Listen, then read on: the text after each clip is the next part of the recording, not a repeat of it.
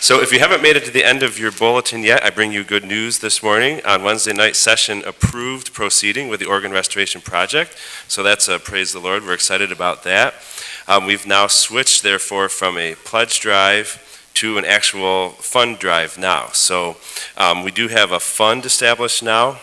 If you felt led to give a donation for tax purposes by the end of the 2021 year, that's something you could do now. So we're going to proceed, and we're going to keep doing everything we've been doing. We dropped an instrument or two behind because of the 6 months for the pledge drive. So Parsons has some other organs they're going to fix in 2022.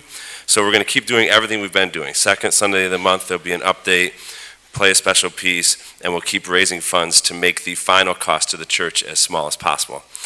So as of last week, there is $62,630 pledged, and we have $3,900 cash on hand in that account. So we will be proceeding with that. I had picked Hark the Herald before Pastor Brandt's welcome sermon last week, so if Brandt's listening, I was paying attention. I'm still playing Hark the Herald anyway.